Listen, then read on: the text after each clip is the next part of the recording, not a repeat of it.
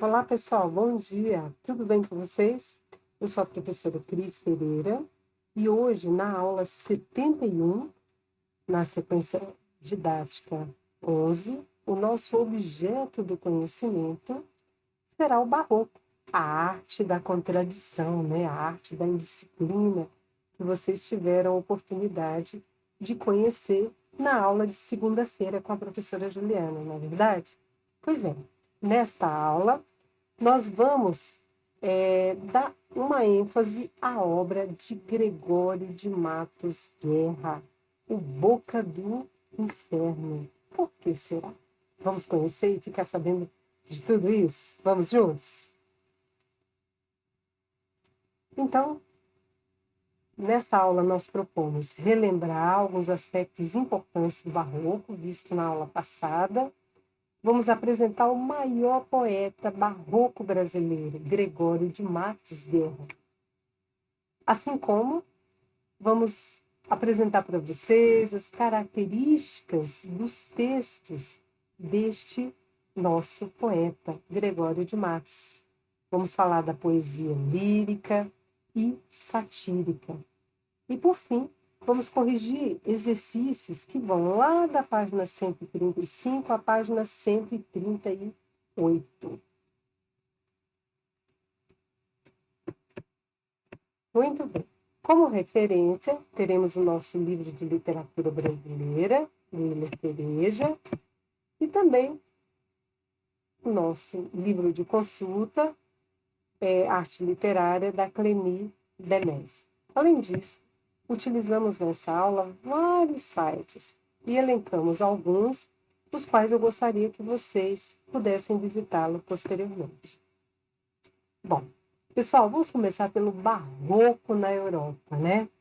Vocês já pararam para pensar, gente, que o Renascimento ele deu ao homem o papel de senhor absoluto da terra, dos mares, da ciência, da arte, não é verdade? E o sentimento de que, por meio da razão, ele podia tudo, não é verdade? Mas até onde, gente, iria essa aventura, né, humanista? Pois é, no século XVII, por força aí de acontecimentos religiosos, políticos e sociais, né? Também alguns valores religiosos, espirituais, ressurgem, né? E passando a conviver com aquilo que nós chamamos de valores renascentistas. Neste momento, nós vamos dar, então, início. Neste momento, surgiu, nesse momento da história, surgiu, né? Nesse momento aí de dualismo, né? Contradição, surgiu o barroco, né? Então, gente, estudar esse movimento implica conhecer aí as contradições em que o homem da época ele vivia, né? Tanto na Europa quanto no Brasil colônia, não é verdade? Vocês tiveram a oportunidade de estudar um pouquinho sobre isso na aula passada. Sendo assim, então, o barroco, gente, é justamente esse estilo que dominou a arquitetura, a cultura, a literatura, a música na Europa do século XVII. E toda a cultura desse período, incluindo aí costumes, valores, relações sociais, passou a ser chamada de barroca. Então, o estilo barroco, que teve início em Roma, especialmente na Itália, sendo posteriormente desenvolvida em outros países europeus, na cultura, na arquitetura, né? Também na escultura, na música e na literatura. Eu trouxe aqui obras que, inclusive, vocês já tiveram oportunidade de conhecê-las, né? Essa obra aqui do Caravaggio, né? Que é uma obra marcante na quando nós falamos de barroco, né, no que diz respeito à pintura, observe, olha só, as principais características aqui, né, gente? Esse efeito claro-escuro, né? Aqui algumas zonas aqui do quadro especialmente iluminadas, né, em contraste aí com áreas bem sombrias, onde se usam cores mais escuras. Observe também, gente, as linhas curvas, as diagonais, que sugere uma ideia de movimento, de dramatismo, como se fosse uma coisa teatralizada, né? Com figuras aí retratadas de uma forma bem exagerada, né, pessoal? Manifestando o quê? As emoções fortes, como a tristeza ou até mesmo a dor, né? Na escultura, gente, diversas são as obras, né? Então, assim, nós podemos chamar a atenção, por exemplo, quando observamos esta escultura aqui, né, de Bernini. Olha só, é muito interessante a gente observar os gestos teatrais, né, que são repletos aí de dramatismo, as faces, gente, que são bem expressivas, né, as roupas meio esvoaçantes em algumas situações. Tudo isso cria um efeito de quê? De luz, de movimento e expressões também ligadas à exuberância aí das formas, né, gente? O realismo. Quando nós falamos de barroco na Europa, né, gente, precisamos lembrar que ele perdurou aí até o século XVIII, tá? E apesar desse estilo ele ser de origem italiana, os principais autores europeus foram justamente os escritores espanhóis, Góngora e Francisco de Quevedo, de onde provém aí os termos gongorismo, que vocês já tomaram conhecimento, que está relacionado aí ao cultismo, e o quevedismo, ou conceptismo, não é? Vamos falar mais um pouquinho. É necessário que nós destaquemos, gente, os autores portugueses, o Francisco Rodrigues Lobo, o Jerônimo Bahia, o Antônio José da Silva, o Soró Mariana Anconforado, entre outros, né? Quando nós falamos de barroco no Brasil, gente, nós precisamos lembrar que ele ocorreu aí entre 1601 e 1768 e sofreu a influência das medidas da Contra-Reforma Católica ocorrida aí na Europa, né? Por isso, criou-se aí medidas de combate ao protestantismo, entre elas aí a criação da Companhia de Jesus. As principais obras literárias, gente, do barroco no Brasil são Prosopopeia, de Bento Teixeira, a nossa obra inaugural, os Sermões de Padre Antônio Vieira, sobre os quais nós falaremos na aula 72, e hoje, né, a poesia de Gregório de Matos.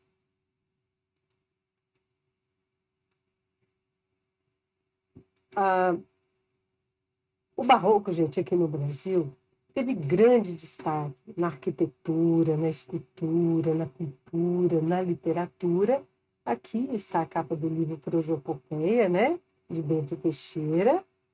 Temos aqui a imagem de Aleijadinho, né, o nosso principal escultor, né, onde o mesmo tem diversas obras ali em ouro preto, né? Precisamos também falar do pintor Mestre Ataíde e do maestro Lobo de Mesquita. Gente, o Aleijadinho Francisco Lisboa, ele foi sem dúvida nenhuma, gente, um dos maiores artistas barrocos brasileiros. Em termos de característica, o barroco ele traz a valorização do detalhe, a arte rebuscada, exagerada, né? Esse dualismo e essas contradições, a obscuridade, a complexidade, o sensualismo. O barroco literário traz para nós o cultismo e o conceptismo. Vamos falar um pouquinho sobre o cultismo e o conceptismo? Bom, cultismo, gente, significa jogo de ideias. Ele é também chamado de gongorismo, pois ele foi inspirado nos textos deste espanhol aqui, ó, Luís de Góngora. E esse estilo, gente, ele utiliza a descrição, os termos cultos, né, esse preciosismo vocabular, essa linguagem rebuscada, ornamental, para expressar as ideias. Quem é o principal representante? Adivinha? Gregório de Matos. Quando nós fazemos referência a conceptismo, precisamos lembrar E o conceptismo ele significa o jogo de ideias. Ele também é chamado de quevedismo, né? Pois ele foi inspirado lá no poeta espanhol Francisco de Quevedo. Olha ele aqui, ó. E nessa vértice literária, né, gente, nós temos aí a retórica bem aprimorada, a imposição de conceitos, né, a qual se produz aí através da apresentação de diversas ideias. Quem é o maior representante? Padre Antônio Vieira. Vocês terão a oportunidade de conferir o conceptismo na próxima aula, nas obras de Padre Antônio Vieira. Muito bem. Em termos de características, gente, o barroco, ele traz de maneira geral esse fusionismo. O que é isso, gente? Essa combinação dessa visão medieval com a renascentista. O culto do contraste, a oposição de ideias. Nós vamos observar isso muito nas obras de Gregório de Matos. Antítese, né? A figura de linguagem, paradoxo, são as figuras de oposição. O pessimismo, essa postura negativa diante da materialidade, né? O feísmo, já ouviram falar nisso, gente? Que é a obsessão por imagens desagradáveis. Já pensou? A hipérbole, que vocês já conhecem, que é o exagero. A sinestesia, que é o apelo sensorial. Vai se trabalhar com os sentidos, né? Temos aí o rebuscamento, uma ornamentação excessiva da linguagem. O cultismo ou gongorismo. Então, observe que está até em vermelho, para chamar bastante a atenção de vocês. Gente, normalmente nos poemas nós vamos encontrar um jogo de palavras. Principalmente o Gregório de Matos vai brincar muito com sinônimos, antônimos, os homônimos. Lembra que a gente estudou? Os trocadilhos, as figuras de linguagem, os hipérbatos, que é a ordem indireta, né? No conceptismo, o quevedismo, esqueça disso, né? Há um jogo de ideias. Então vai se comparar muitas coisas, aqui a apresentação de argumentações engenhosas, né? Diferenciadas. Gente, temos também, impera também o sentimento de culpa, né? O carpe diem, que é aproveitar o momento, o emprego aí da medida nova, ou seja, nós temos aí os versos decassílabos. E entre as temáticas, as principais vai se falar sobre a fragilidade humana, a fugacidade do tempo, né? A crítica à vaidade, as contradições do amor. Rapidamente, nós temos aí os três, podemos chamá-los de tríade barroco, vamos chamá-los assim, fazendo alusão ao parnasianismo, né? Então, são os três principais autores barrocos, tá? Então, temos aqui o padre Antônio Vieira, né? Que foi um filósofo, um escritor, orador aí, português da Companhia de Jesus. Né? Temos aqui o Bento Teixeira, né? Que nós não podemos esquecer. A sua obra será a obra inaugural do Barroco. E aqui o nosso ator principal da aula de hoje, né?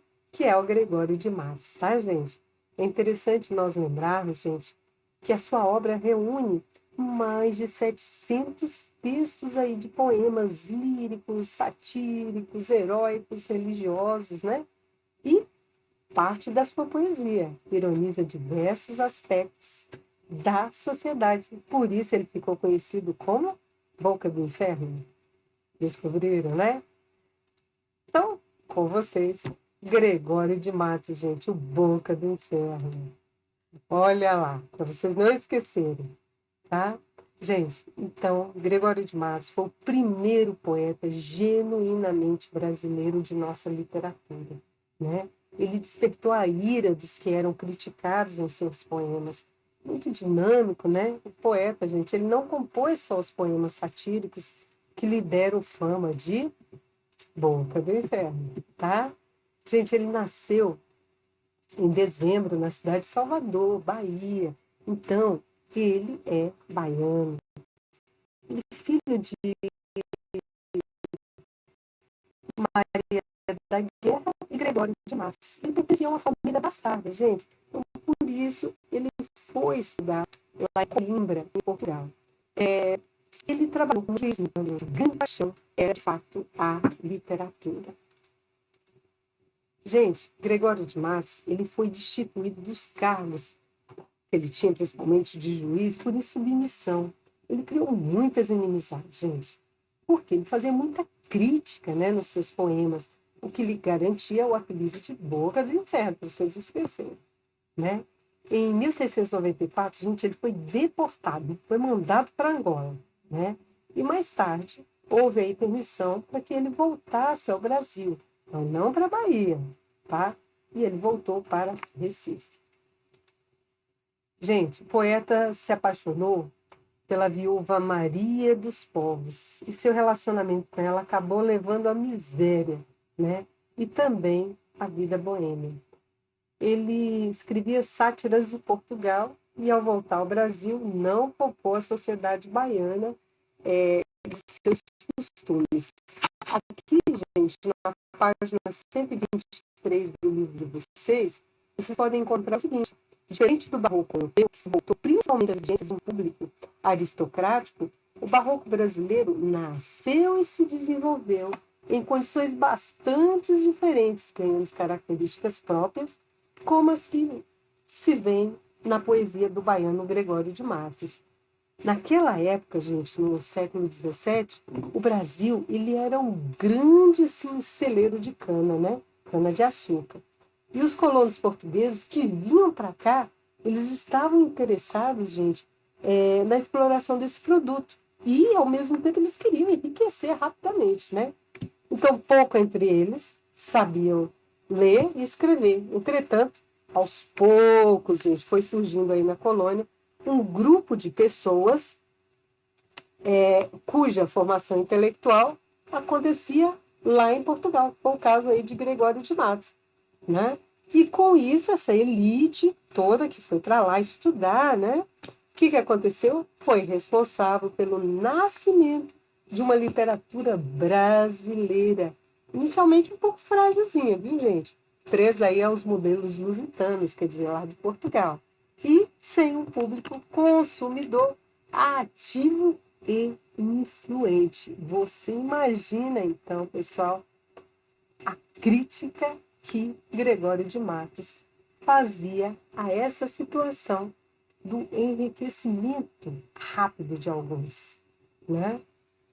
Então, gente, o Gregório de Matos, além da poesia satírica, ele escreveu poesia erótica, às vezes até pornográfica, e que provocou, gente, o incômodo e o divertimento da sociedade e da época também, né? No entanto, suas sátiras também lhe renderam várias inimizades, viu, gente? Bom, gente, precisamos salientar que Gregório de Matos ele possui uma vasta coleção de textos, né? E esses de conteúdo líricos amorosos, eróticos, satíricos e sacros. O escritor, gente, olha só, ele não publicou seus poemas em vida, que fica muito claro isso. Então é possível, gente, que nem todos os textos atribuídos a ele sejam realmente de sua autoria, tá? Os seus textos, eles eram passados de mão em mão, em manuscritos, como também eles eram cantados oralmente. E é contado, existe aí a lenda, né?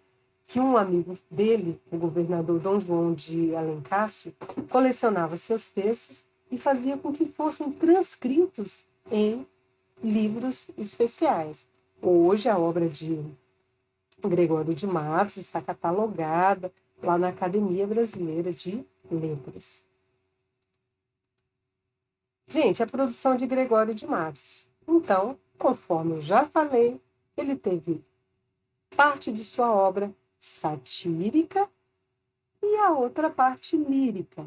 E essa obra lírica, ela se dividiu em lírica amorosa, lírica sacra ou religiosa e a lírica filosófica. Devido ao pouco tempo que temos de aula, né, eu lerei alguns fragmentos de obra para vocês da produção de Gregório de Matos. Tudo bem? Bom, vamos começar pela poesia lírico-amorosa. Olha só. O nome desta é A Mesma Dona Ângela. Observe, gente, que aqui nós já temos um soneto, ó. 2 quartetos e 2 tercetos. Vamos lá? Olha só, dona Ângela aqui. Anjo no nome, Angélica na cara. Isso é ser flor e anjo juntamente. Ser Angélica flor e anjo florente. Em quem, se não em vós, se uniformaram? Quem vira uma tal flor, que, a não cortara de verde pé, da rama florescente. E quem um anjo vira tão luzente, que por seu Deus o não idolatrara. Eu vou aqui para finalzinho. Mas vejo que por bela e por galharda, posto que os anjos nunca dão pesares, sois anjo que me tenta e não me guarda. Olha só, gente. Então, observem, gente, aqui, que ele trabalha, tá? Com a medida nova. O que é a medida nova? São as 10 sílabas poéticas. O eu lírico, ele faz uma comparação de uma mulher de nome Angélica com um anjo e uma flor. Bem ao estilo cultista mesmo, né? Com um jogo de palavras, em torno aí do nome Angélica, que vem do anjo, e também é o nome de uma flor. Gente, neste poema, ele reflete aí uma circunstância da vida dele, né? Foi um namoro não concretizado. E percebe-se a contradição do autor, gente, que começa falando da beleza angelical da mulher, da Angélica, e no final adverte contra a tentação. Ou seja, é algo que não é bom. Há aí uma visão paradoxal, não é? Que é a marca da poesia lírica do período, em que o homem, gente, ele tem medo da beleza feminina, sendo ela o elemento causador da perdição da alma. Ele segue uma tradição explorada aí por Shakespeare e Camões, ao comparar a beleza da mulher à natureza. E qual é o tema central? É essa contradição do poeta pela mulher, Ângelo, que no poema ele coloca ao lugar da flor, é uma metáfora da beleza, e objeto do desejo, né? Que é, no caso, em anjo, metáfora de pureza, símbolo de elevação espiritual, tá? Olha só essa daqui, gente. Já é uma poesia lírico-religiosa, ou seja, uma poesia sacra. Haverá, gente, a exploração aqui do amor a Deus, da culpa, do arrependimento, do pecado e perdão. Olha só. Como eu falei, lerei para você alguns fragmentos. A Jesus Cristo, nosso Senhor. Pequei, Senhor, mas não porque hei pecado. Da vossa alta clemência me despido, porque, quanto mais tenho delinquido, vos tenho a perdoar, mas empenhado. Se uma ovelha perdida e já cobrada, glória tal e prazer tão repentino, vos deu, como afirmais na sacra história. Eu sou, Senhor, a ovelha desgarrada, cobrai-a, e não quererais, pastor divino, perder na vossa ovelha a vossa glória. Olha só, gente. Então ele traz aqui a temática do pecado, da culpa, né? Ele demonstra que por mais que ele peque, ele será perdoado aí por Deus. Por quê? Porque o perdão é o que torna Deus um ente grandioso, né? Aqui ele tem muitas antíteses, muitos paradoxos, né? Conforme aqui no primeiro verso, pequei, mas não porque ele pecado, né? Ele diz que pecou, mas não pecou ao mesmo tempo, né? Olha só, gente, gostaria de chamar muita atenção para esse poema. É uma poesia satírica de Gregório de Matos, tá? Chama-se Triste Bahia. Aí vocês vão lembrar um pouquinho do porquê que eu li sobre o que estava acontecendo lá na Bahia em especial. Ó, triste Bahia, o quão dessemelhante estás e estou do nosso antigo estado. Pobre te veio a ti, tu a mim empenhado. Rica te vi eu já, tu a mim abundante. A ti trocou-te a máquina mercante, que em tua larga barra tem entrado. A mim foi-me trocado e tem-me trocado. Tanto negócio e tanta negociante. Deste em dar tanto açúcar excelente pelas drogas inúteis que a abelhuda simples assai traz. Oh, se quisera Deus que de repente um dia amanheceras tão sisuda, que fora de algodão o teu capote. Gente, o que ocorre aqui? Então, essa poesia é uma poesia satírica, né? Concentra-se aí em grande parte, né, da poesia, na formulação aí de muitas críticas, múltiplas críticas, né, à sociedade baiana aí do século XVII, cujos habitantes são acusados de corrupção, promiscuidade, né? Então descreve aí a cidade da Bahia como um lugar onde faltava o quê? Verdade, honra, vergonha.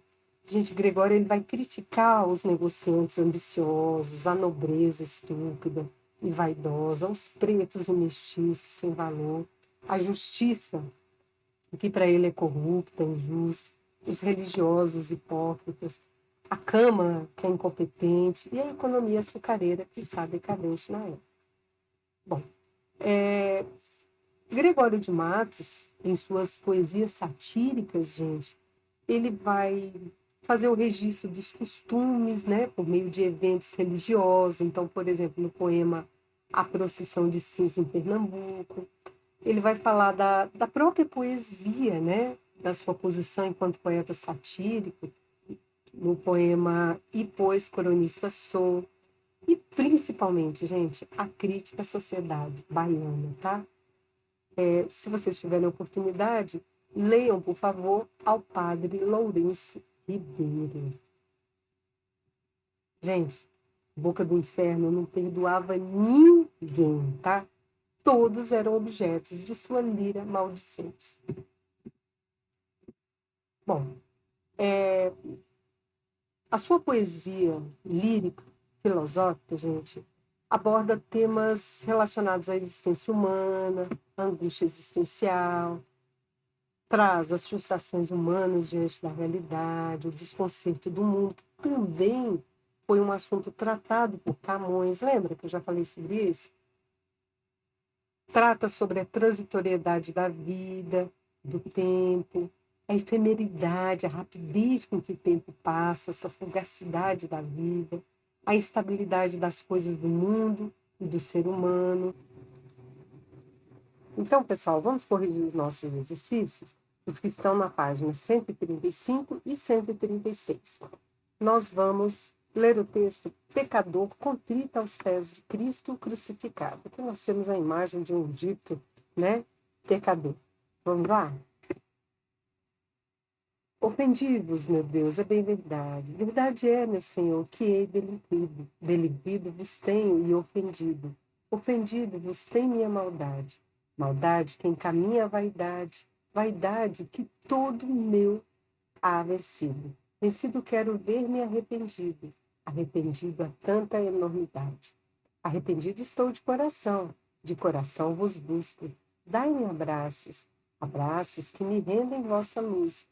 Luz que, claro, me mostre a salvação. A salvação pretendo, em tais braços, misericórdia, amor. Jesus, Jesus. É um texto, né, gente, de Gregório de Matos. No texto, gente, o eu lírico dirige-se diretamente a Cristo, falando de si mesmo, vocês puderam perceber, né? Na letra A, nós temos assim, ó, como o eu lírico se coloca diante de Cristo, né? Nós podemos dizer que ele está bem humilde, em uma atitude de confissão. Na primeira estrofe, o eu lírico faz um jogo com dois verbos que revelam esse pecado, né? Quais são os verbos? São os verbos ofender e delinquir. Que característica pessoal o lírico apresenta como causa do seu pecado? Sua maldade, né, gente? Na questão 2, na segunda estrofe, o lírico continua sua confissão. Ele se confessa, vencido, entre aspas, e diz que quer vencer vencido. Quais os agentes dessas duas expressões, né? Bom, vencido pela vaidade e ver-se vencido por Cristo, né? De uma maneira aí bem implícita, né? Que palavras dessa estrofe constituem uma antítese, né? Uma oposição de palavras em relação a delinquido ou ofendido? A palavra arrependido. Esse compromisso do eu lírico implica um compromisso de Cristo? Qual? o acolhimento, a salvação. Isso. Levando em conta a presença do vocativo, lembra, gente, que o vocativo é um chamamento? Meu Deus! E também do imperativo, dai-me, e da declaração devocional do último verso. A que gênero textual se assemelha ao poema?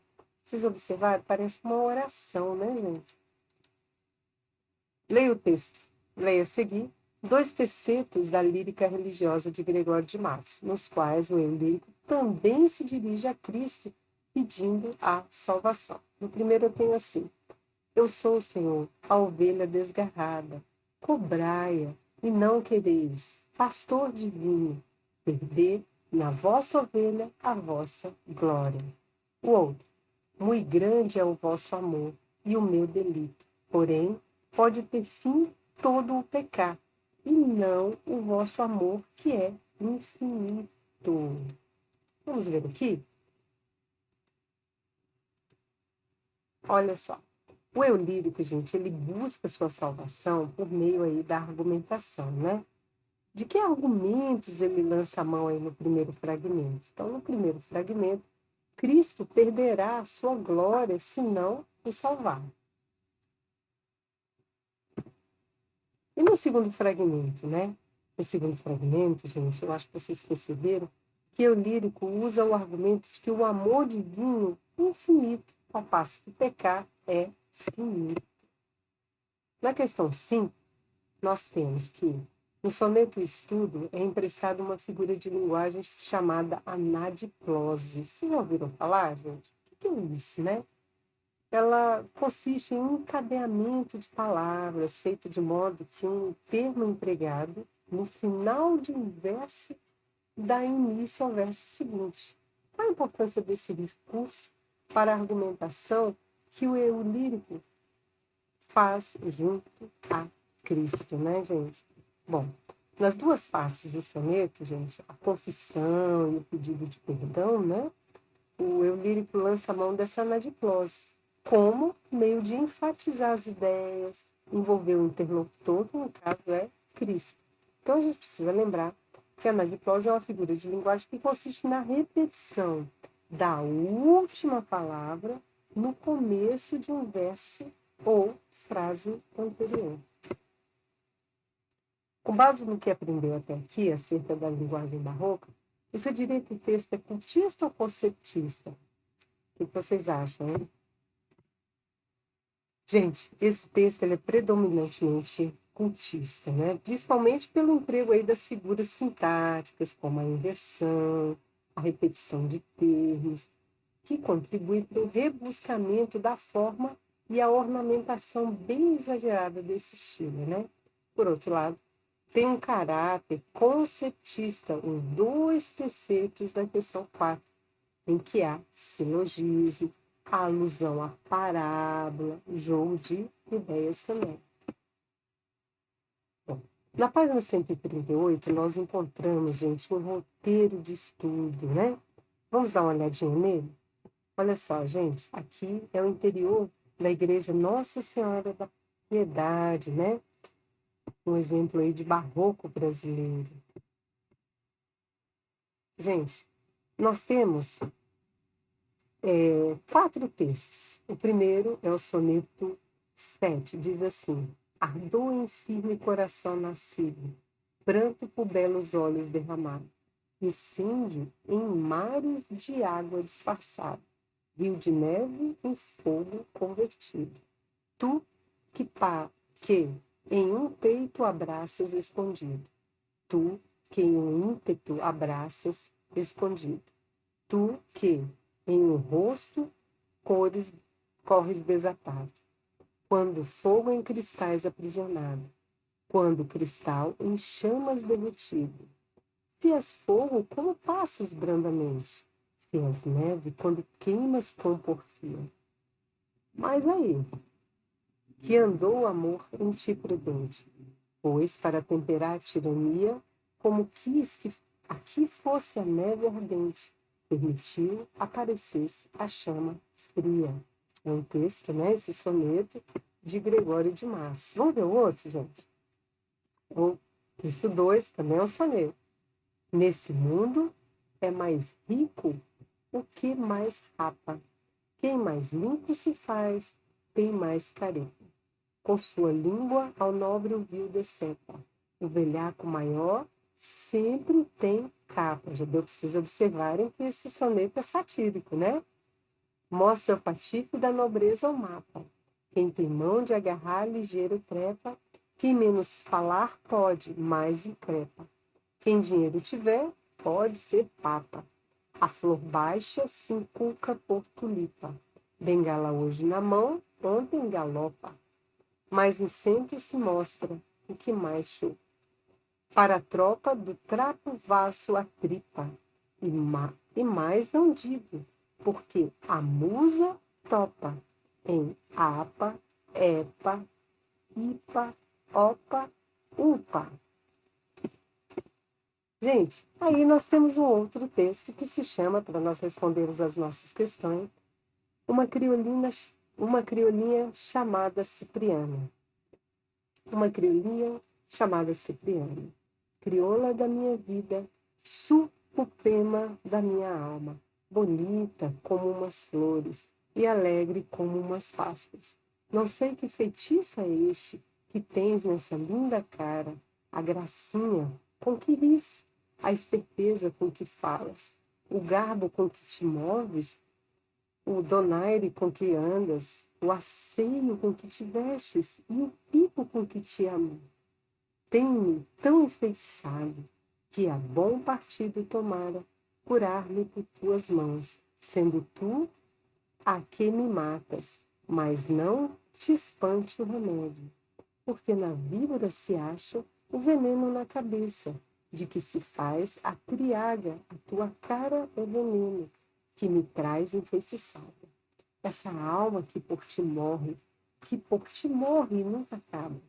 Não acaba porque é justo que passe as amargas ansias, que te vê zombar de mim, que, a ser morto, não zombarás.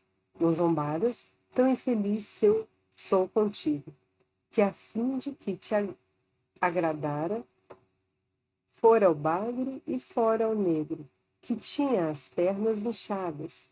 Claro está que não sou negro, que a selo tu me buscaras. Nunca meu pai me fizera branco de camum e cara, mas não deixas de querer-me, porque sou branco de casta, que se me tens cativado, sou teu negro e teu canalha, tá? Gente, vamos aqui então? Olha lá. Vamos reconhecer lá no texto 1 metáforas, hipérboles e antíteses ou paradoxos e tentar explicar de que modo essas figuras são utilizadas para caracterizar o relacionamento que a mulher amada tem com o eu lírico. Gente, eu coloquei para vocês que, por meio de metáforas e hipérboles, o eu lírico ele vai comparar o estudo ardor do peito, que é o amor, né, a um incêndio disfarçado em mares de água, e compara o pranto, que é o choro, a um rio de neve convertido em fogo. As antíteses aí, gente, vão acentuar o sofrimento amoroso, do eu lírico, e depois de reiterar essas ideias na segunda estrofe, nos tercetos, né, o eu lírico ele ele associa a indiferença da mulher amada a uma chama fria, cuja frieza o queima de amor. Depois ele pede para a gente identificar no texto 2 os perfis sociais, os comportamentos da sociedade baiana do século XVII, criticados lá no texto. Então, lá no texto 2, são criticados em diferentes tipos sociais, como o rico, o pobre, o religioso, o velhaco, todos aí que são oportunistas e aproveitadores, mas estão se fazendo de inocentes. Bom, depois ele pede para que a gente compare o texto 1 ao texto 2 e concluir, né, a análise identificando qual deles está de acordo com o padrão europeu de lírica amorosa e qual deles foge a esse padrão e justificar o porquê. Na sequência, comparar os três textos quanto ao uso da língua portuguesa e concluir a análise identificando quais deles provavelmente se aproximam mais do falar brasileiro da época. Então, gente, os textos 2 e 3, eles apresentam uma linguagem mais brasileira, mais natural, mais espontânea, né? O texto 2, por ser um poema satírico, então ele vai utilizar vocábulos, expressões mais populares do que o texto 1. Muito bem, gente, olha só. Para conhecer mais sobre Gregório de Matos, né, eu trouxe aqui para vocês alguns livros, algumas capas de livros, algumas sugestões, e caso vocês queiram, vocês podem, por favor, né, depois buscar na internet, que são obras maravilhosas, a fim de que vocês possam realmente se aprofundar nos estudos aí sobre Gregório de Matos, né? Bom, e por fim, eu deixo para vocês o seguinte: por que a gente estuda Gregório de Matos? Porque até hoje falamos nele, né? Então, só para nós finalizarmos, nós temos aqui, gente, algumas obras, como A Vida de Gregório de Matos, por Ana Miranda, né? Musa Praquejadora, né? São as relações com outras literaturas nacionais ou expressões culturais, tá? Então, ele foi o nosso primeiro pró-nacionalista, né? Ele fala da liberdade de expressão, ele é atemporal, né? E aí, temos algumas obras, né? Alguns artistas, cantores, como Caetano Veloso, né? Que criou a música Triste Bahia, que fala sobre, que faz referência a Gregório de Matos. Temos também José Miguel e Veloso, a obra Mortal Loucura, Maria Bethânia, né, e Wins, com Mortal Loucura, que é o Velho Chico, o Happy Wood, um Epílogos, né, que está lá em Museu de Língua Portuguesa, e Ana Miranda, que foi um livro aí, né, da Musa Praquejadora, publicado em 2014. Então dá para vocês observarem, gente, que Gregório de Matos é extremamente atemporal, tá bom? Então, até a próxima, pessoal. Tchau, tchau.